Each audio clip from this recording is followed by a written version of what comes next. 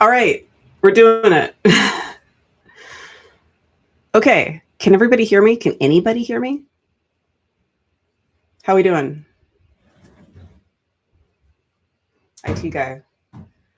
VA guy. There you go. Yeah? All right, cool. As your IT guy, I say adjust your camera. I think this is as adjusted as it gets. All right, welcome everybody to Storytime Live in our weird, awkward, stressful, dystopian present. There's nothing like curling up with a good book and people you love. Reading is one of my love languages. I love being read to, and I love reading to other people because I love the sound of my own voice, and I'm fucking vain. But also, it's a deeply human thing to do, to sit around and tell stories, retell them, especially the ones that seem the most relevant in the current moment. Cool. I'm so glad people can hear. What's crazy about Slaughterhouse 5, when you stand it up next to other 20th century sort of sci-fi, how bad can it get? How bad can human beings possibly be to other human beings? Works of fiction is how very real and prescient it is, and how also how, in spite of this, how dystopian it's not. Even though some of the people that we'll run into are absolutely disgusting, and people who you'll recognize, violent extremists. They're so mundane and they're so human, and that's one of the things I find comforting about this book. So now that we are at 7:06 and we've done our debugging, are you going to stick around? Probably not. Okay, well then leave and shut the door. Go brush your teeth. Okay, so this is a bedtime story, so everybody brush your teeth, put your pajamas on. If you have a CPAP, do that. Take your medication. Take your meds. Yeah. Get a glass of water, snuggle up. Glass of water or wine if it's currently 7 where you are. We can have fun. Your beverage of choice. And close the door behind you. And it's my first time. I've never done this before. Everybody hydrate. Cool. Chapter 1 of Slaughterhouse 5. And it's this huge title page, The Children's Crusade by Kurt Vonnegut. A Duty Dance with Death by Kurt Vonnegut. A fourth-generation German-American now living in easy circumstances on Cape Cod and smoking too much, who, as an American infantry scout, hors de combat, as a prisoner of war, witnessed the firebombing of Dresden, Germany, the Florence of the Elbe, a long time ago, and survived to tell the tale. This is a novel, somewhat in the telegraphic, schizophrenic manner of Tales of the Planet Tralfamadore, where the flying saucers come from. Peace. For Mary O'Hare and Gerhard Mueller. And there is an epigraph. The cattle are lowing. The baby awakes. But the little Lord Jesus, no crying he makes. Chapter 1. All this happened more or less. The war parts, anyway, are pretty much true. One guy I knew really was shot in Dresden for taking a teapot that wasn't his. Another guy I knew really did threaten to have his personal enemies killed by hired gunmen after the war, and so on. I've changed all the names. I really did go back to Dresden with Guggenheim money, God love it, in 1967. It looked a lot like Dayton, Ohio. More open spaces than Dayton has. There must be tons of human bone meal in the ground. I went back there with an old war buddy, Bernard V. O'Hare, and we made friends with a cab driver who took us to the slaughterhouse where we'd been locked up at night as prisoners of war. His name was Gerhard Mueller. He told us that he was a prisoner of the Americans for a while. We asked him how it was to live under communism, and he said that it was terrible at first because everybody had to work so hard and because there wasn't much shelter or food or clothing. But things were much better now. He had a pleasant little apartment, and his daughter was getting an excellent education. His mother was incinerated in the Dresden firestorm. So it goes. He sent O'Hare a postcard at Christmas time, and here is what it said. I wish you and your family also, as to your friend, Merry Christmas and a Happy New Year, and I hope that we'll meet again in a world of peace and freedom in the taxi cab if the accident will. I like that very much.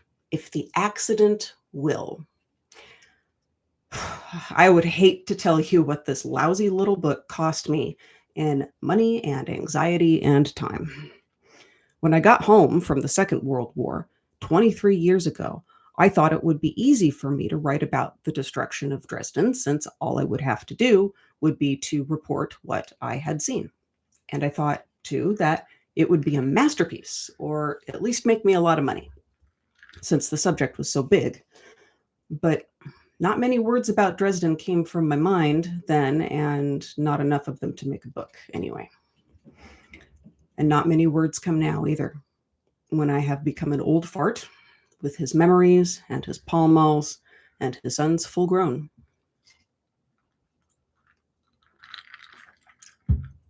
I think of how useless the Dresden part of my memory has been, and yet how tempting Dresden has been to write about, and I am reminded of the famous limerick. There once was a man from Stamboul who soliloquized thus to his tool.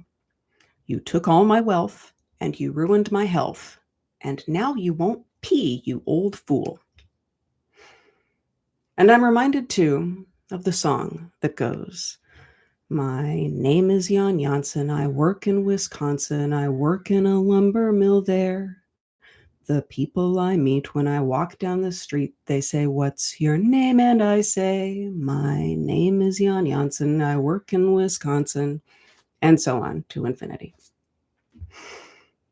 Over the years, people I've met have often asked me what I'm working on, and I've usually replied that the main thing was a book about Dresden. I said that to Harrison Starr, the movie maker, one time, and he raised his eyebrows and inquired, is it an anti-war book? Yes, I said, I guess. You know what I say to people when I hear they're writing anti-war books? No, what do you say, Harrison Starr? I say, why don't you write an anti-glacier book instead?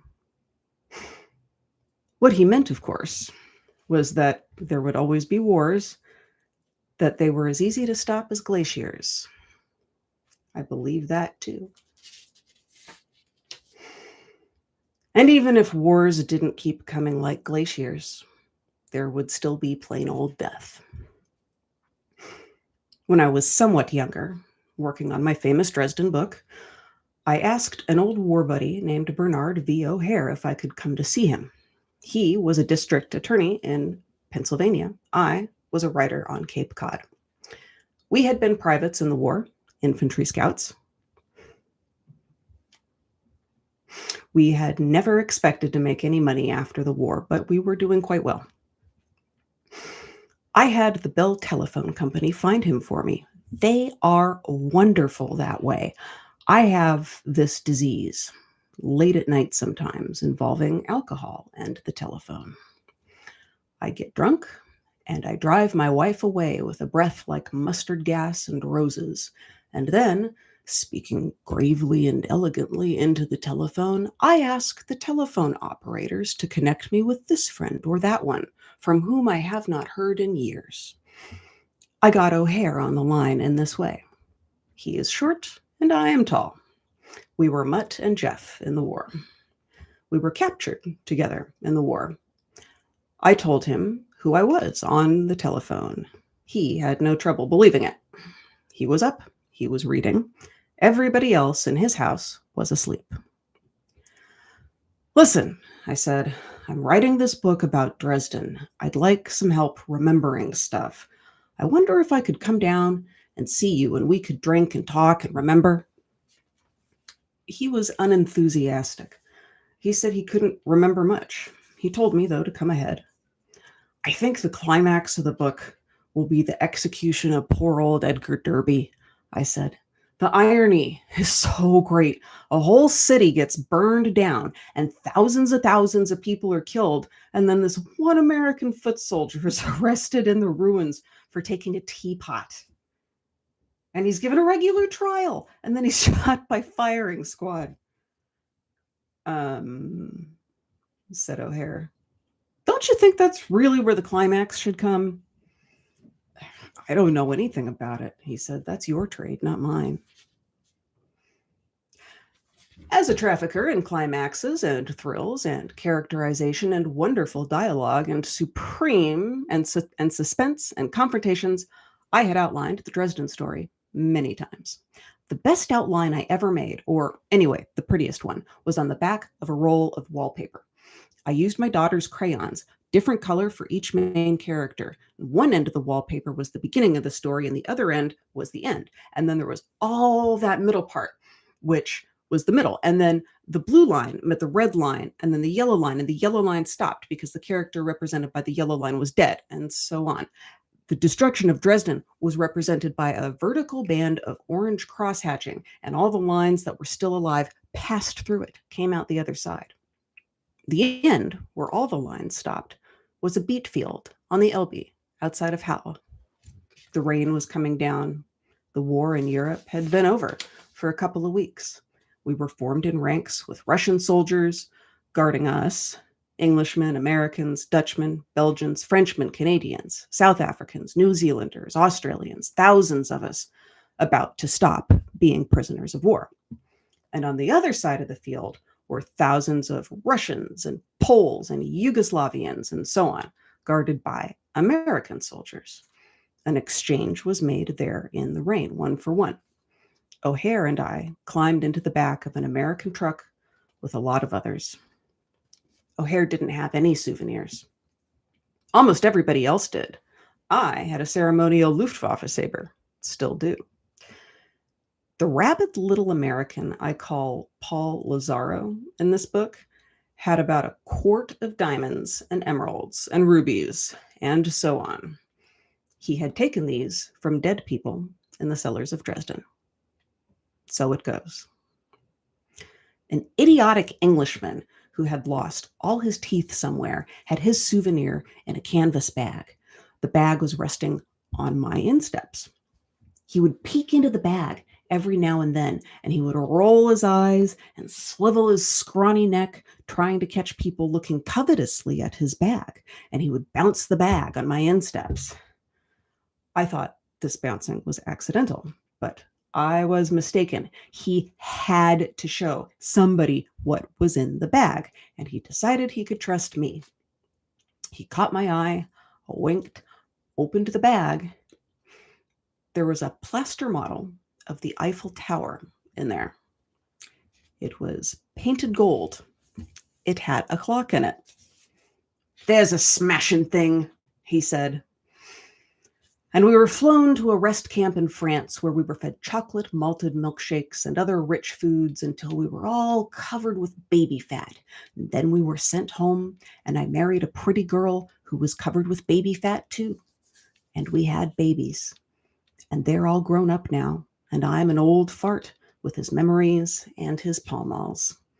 My name is Jan Janssen. I work in Wisconsin. I work in a lumber mill there. Sometimes I try to call up old girlfriends on the telephone late at night after my wife has gone to bed.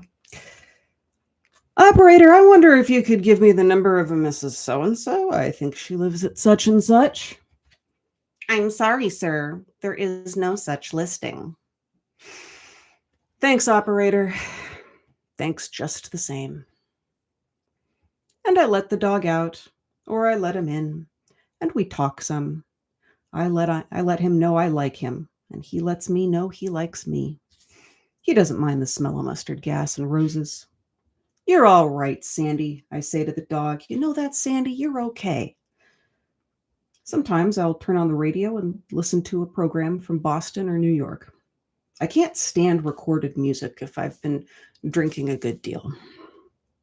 Sooner or later, I go to bed, and my wife asks me what time it is. She always has to know the time. Sometimes I don't know, and I say, search me. I think about my education sometimes. I went to the University of Chicago for a while after the Second World War. I was a student in the Department of Anthropology. At that time, they were teaching that there was absolutely no difference between anybody. They may be teaching that still. Another thing they taught was that nobody was ridiculous or bad or disgusting. Shortly before my father died, he said to me, you never wrote a story with a villain in it. I told him that was one of the things I learned in college after the war. While I was studying to be an anthropologist, I was also working as a police reporter for the famous Chicago City News Bureau for $28 a week. One time, they switched me from the night shift to the day shift, so I worked 16 hours straight. We were supported by all the newspapers in town, and the AP and the UP and all that, and we would cover the courts and the police stations and the fire department and the Coast Guard out on Lake Michigan and all that. We were connected to the institutions that supported us by means of pneumatic tubes which ran under the streets of Chicago. Reporters would telephone in stories to writers wearing headphones, and the writers would stencil the stories on mimeograph sheets. The stories were mimeographed and stuffed into the brass and velvet cartridges, which the pneumatic tubes ate. The very toughest reporters and writers were women who had taken over the jobs of men who'd gone to war. And the first story I covered, I had to dictate over the telephone to one of those beastly girls. It was about a young veteran who had taken a job running an old-fashioned elevator in an office building. The elevator door on the first floor was ornamental iron lace. Iron ivy snaked in and out of the holes. There was an iron twig with 2 iron lovebirds perched upon it. The veteran decided to take his car into the basement, and he closed the door and started down, but his wedding ring was caught in all the ornaments. So he was hoisted into the air, and the floor of the car went down, dropped out from under him, and the top of the car squished him. So it goes. So I phoned this in, and the woman who was going to cut the stencil asked me, "What did his wife say?" "She doesn't know yet," I said. "It just happened." "Call her up and get a statement." "What?" "Tell her you're Captain Finn of the police department. Say you have some sad news. Give her the news and tell me what she says." So I did. She said about what you would expect her to say. There was a baby and so on. When I got back to the office, the woman writer asked me, just for her own information, what the squashed guy had looked like when he was squashed. I told her. "Did it bother you?" She said she was eating a Three Musketeers candy bar. "Heck no, Nancy," I said. "I've seen lots worse than that in the war." Even then, I was supposedly writing a book about Dresden. It wasn't a famous air raid back then in America. Not many Americans knew how much worse it had been than Hiroshima, for instance. I didn't know that either. There hadn't been much publicity. I happened to tell a University of Chicago professor at a cocktail party about the raid as I had seen it, about the book I would write. He was a member of a thing called the Committee on Social Thought. And he told me, oh goodness, sorry, knocking things over. That's what's nice about being read to live. Little things can happen. I happened to tell a University of Chicago professor at a cocktail party about the raid as I had seen it, about the book I would write. He was a member of a thing called the Committee on Social Thought. And he told me about the concentration camps and about how the Germans had made soap and candles out of the fat of dead Jews and so on. All I could say was, I know. I know. I know. World War II had certainly made everybody very tough. And I became a public relations man for General Electric in Schenectady, New York, and a volunteer fireman in the village of Alplaus, where I bought my first home. My boss there was one of the toughest guys I ever hoped to meet. He had been a lieutenant colonel in public relations in Baltimore. While I was in Schenectady, he joined the Dutch Reformed Church, which is a very tough church indeed. He used to ask me, sneeringly sometimes, why I hadn't been an officer, as though I'd done something wrong. My wife and I had lost our baby fat. Those were our scrawny years. We had a lot of scrawny veterans and their scrawny wives for friends. The nicest veterans in Schenectady, I thought, the kindest and the funniest ones, the ones who hated war the most, were the ones who'd really fought. I wrote the Air Force back then, asking for details about the raid on Dresden. Who ordered it? How many planes did it? Why they did it? What desirable results there had been? And so on.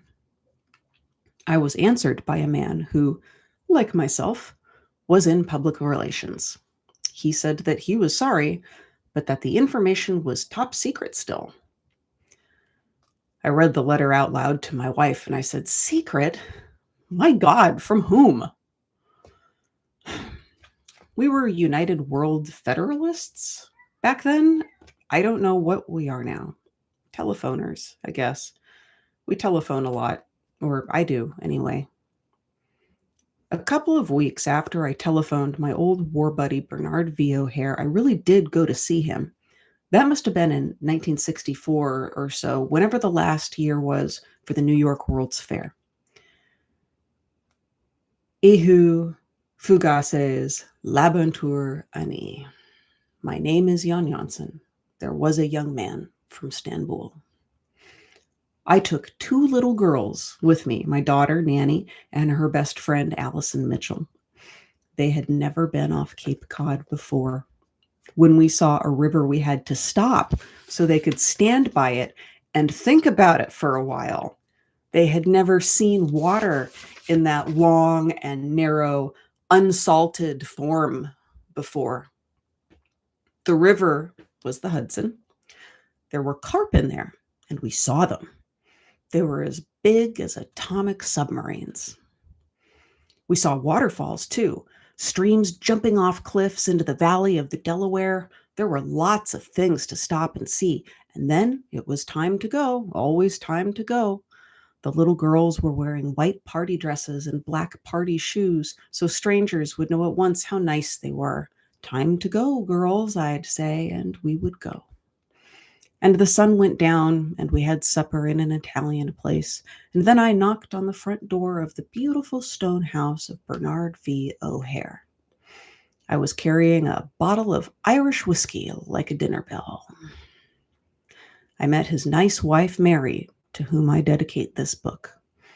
I dedicate it to Gerhard Müller, the Dresden taxi driver, too. Mary O'Hare is a trained nurse, which is a lovely thing for a woman to be. Mary admired the 2 little girls I'd brought, mixed them in with her own children, and sent them all upstairs to play games and watch television. It was only after the children were gone that I sensed that Mary didn't like me or didn't like something about the night. She was polite but chilly. "It's a nice cozy house you have here," I said. And it really was. "I've fixed up a place where you can talk and not be bothered," she said. "Good," I said. And I imagined 2 leather chairs near a fire in a paneled room where 2 old soldiers could drink and talk. But she took us into the kitchen. She had put 2 straight-backed chairs at a kitchen table with a white porcelain top. That tabletop was screaming with reflected light from a 200-watt bulb overhead. Mary had prepared an operating room. She only put 1 glass on it, which was for me. She explained that O'Hare couldn't drink the hard stuff since the war. So we sat down. O'Hare was embarrassed, but he wouldn't tell me what was wrong. I couldn't imagine what it was about me that could burn Mary up so. I was a family man. I'd only been married once. I wasn't a drunk. I hadn't done her husband any dirt in the war. She fixed herself a Coca-Cola, made a lot of noise, banging the ice cube tray and the stainless steel stink. And then she went into another part of the house. But she wouldn't sit still. She was moving all over the house, opening and shutting doors, even moving furniture around to work off anger. And I asked O'Hare what I'd said or done to make her act that way. It's all right, he said. Don't worry about it. It doesn't have anything to do with you. That was kind of him. He was lying. It had everything to do with me. So we tried to ignore Mary and remember the war. I took a couple belts of the booze I'd brought.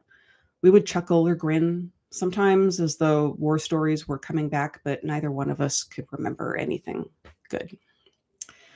O'Hare remembered one guy who got into a lot of wine in Dresden before it was bombed, and we had to take him home in a wheelbarrow. It wasn't much to write a book about. I remembered 2 Russian soldiers who had looted a clock factory.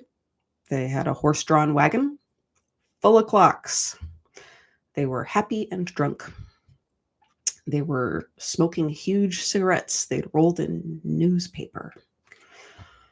That was about it for memories, and Mary was still making noise. She finally came out in the kitchen again for another Coke. She took another tray of ice cubes from the refrigerator, banged it in the sink, even though there was plenty of ice out. And then she turned to me. Let me see how angry she was, and that the anger was for me. She had been talking to herself, so what she said was a fragment of a much larger conversation. You were just babies then, she said. What? I said. You were just babies in the war, like the ones upstairs. I nodded that this was true. We had been foolish virgins in the war, right at the end of childhood. But you're not going to write it that way, are you? This wasn't a question. It was an accusation. I don't know, I said. Well, I know, she said. You'll pretend you were men instead of babies. And you'll be played in the movies by Frank Sinatra and John Wayne, or some of those other glamorous, war-loving, dirty old men. And the war will look just wonderful, so we'll have a lot more of them. And they'll be fought by babies, like the babies upstairs. So then I understood. It was war that made her so angry. She didn't want her babies or anyone else's babies killed in wars. And she thought wars were partly encouraged by books and movies. So I held up my right hand and I made her a promise. Mary, I said, I don't think this book of mine is ever going to be finished. I must have written 5,000 pages by now and thrown them all away. If I ever do finish it, though, I give you my word of honor. There won't be a part for Frank Sinatra or John Wayne. I'll tell you what, I said. I'll call it The Children's Crusade. She was my friend after that. O'Hare and I gave up on remembering, went into the living room, talked about other things. We became curious about the real Children's Crusade, so O'Hare looked it up in a book he had, Extraordinary Popular Delusions and the Madness of Crowds by Charles Mackay, LLD. It was first published in London in 1841. Mackay had a low opinion of all crusades. The Children's Crusade struck him as only slightly more sordid than the 10 Crusades for grown-ups. O'Hare read this handsome passage out loud. History in her solemn page informs us that the Crusaders were but ignorant and savage men, that their motives were those of bigotry unmitigated, and that their pathway was one of blood and tears. Romance, on the other hand, dilates upon their piety and heroism, and portrays, in her most glowing and impassioned hues, their virtue and magnanimity, the imperishable honor they acquired for themselves, and the great services they rendered to Christianity. And then O'Hare read this. Now, what was the grand result of all these struggles? Europe expended millions of her treasures, and the blood of 2 million of her people, and a handful of quarrelsome knights retained possession of Palestine for about 100 years.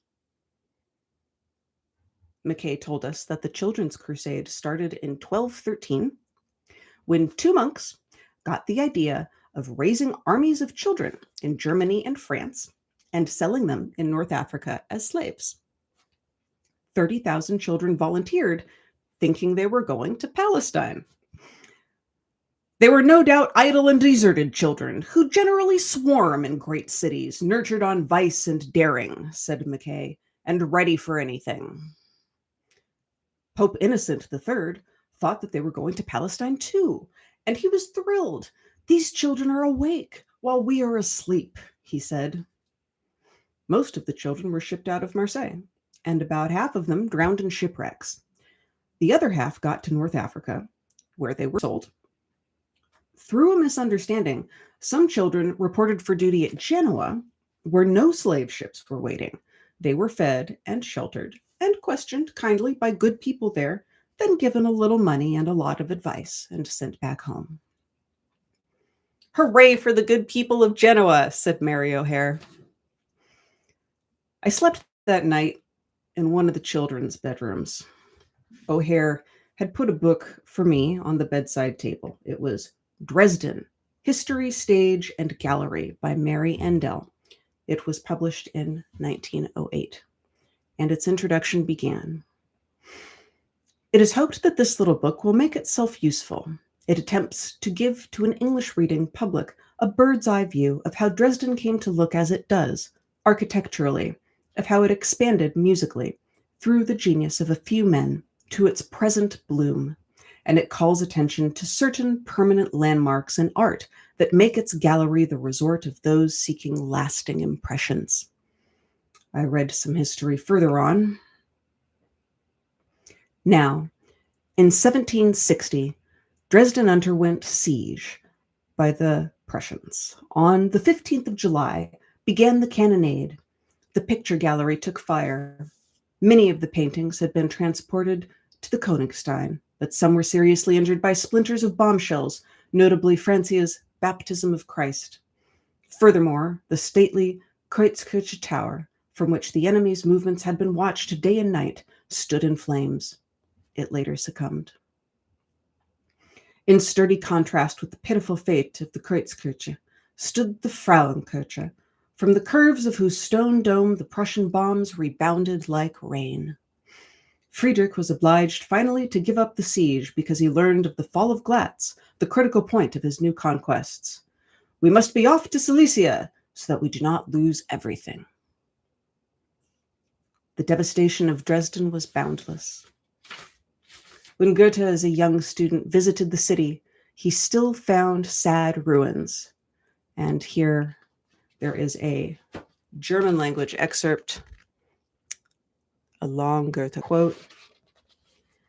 And I have asked a native German speaker, my friend Ugarit, who is a Syrian German, whose family are also war refugees living in Germany.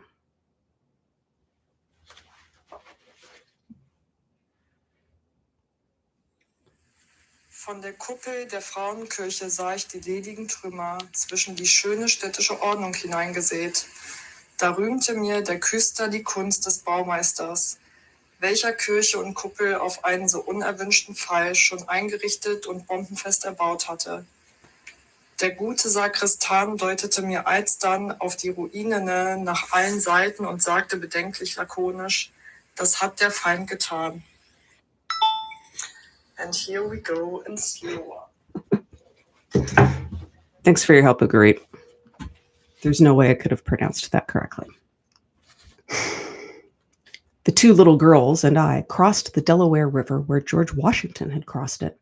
The next morning, we went to the New York World's Fair.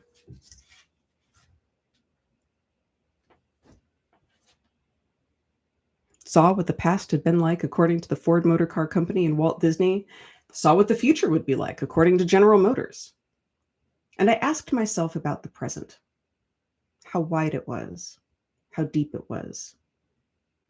How much was mine to keep? I taught creative writing in the famous Writers' Workshop at the University of Iowa for a couple of years after that. I got into some perfectly beautiful trouble, got out of it again. I taught in the afternoons, and the mornings I wrote. I was not to be disturbed. I was working on my famous book about Dresden. And somewhere in there, a nice man named Seymour Lawrence gave me a 3-book contract. And I said, okay, the first of the 3 will be my famous book about Dresden. The friends of Seymour Lawrence call him Sam. And I say to Sam now, Sam, here's the book. It is so short and jumbled and jangled, Sam, because there is nothing intelligent to say about a massacre. Everybody is supposed to be dead, to never say anything or want anything ever again. Everything is supposed to be very quiet after a massacre. And it always is, except for the birds. And what do the birds say? All there is to say about a massacre. Things like, pooty weet. I have told my sons that they are not, under any circumstances, to take part in massacres, and that the news of massacres of enemies is not to fill them with satisfaction or glee. I have also told them not to work for companies which make massacre machinery and to express contempt for people who think we need machinery like that.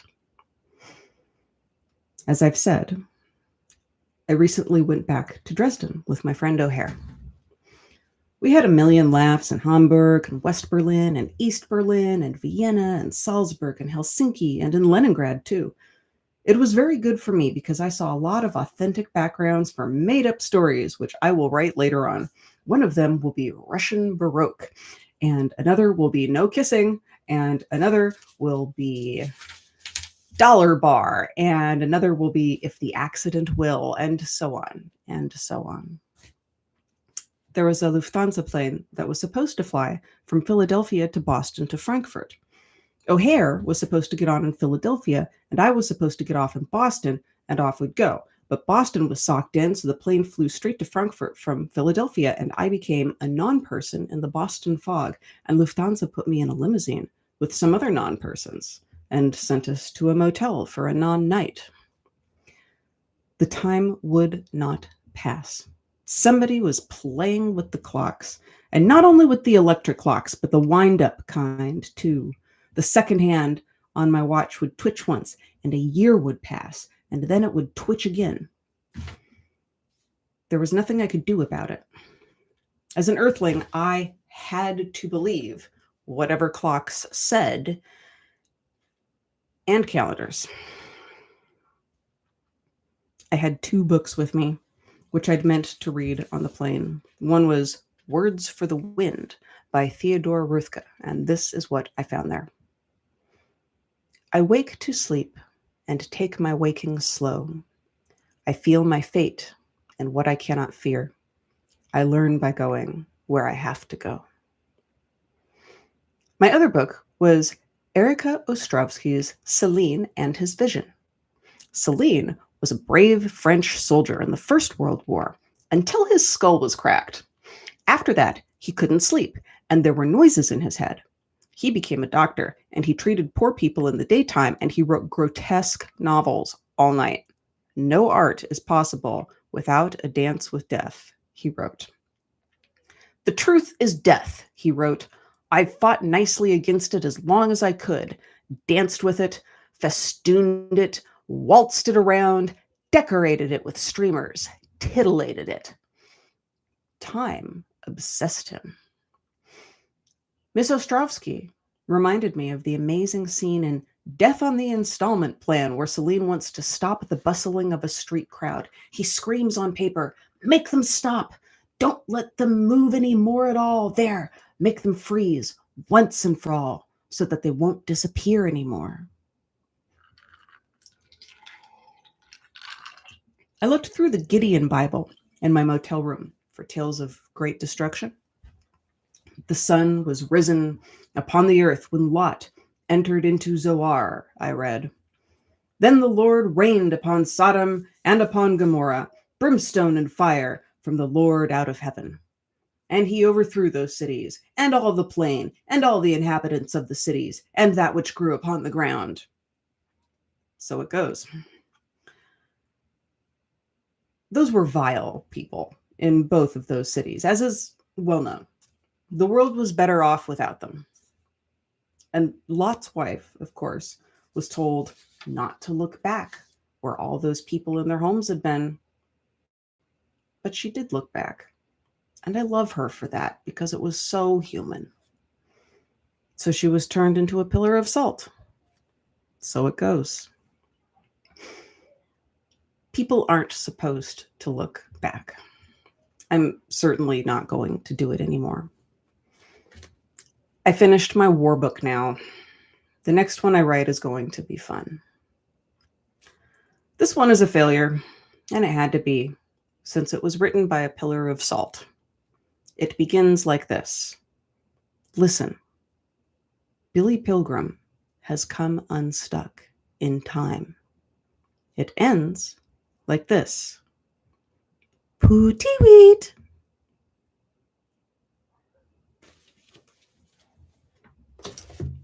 And that's it. That's chapter 1 of Slaughterhouse 5. So, did you put your pajamas on? Did you brush your teeth?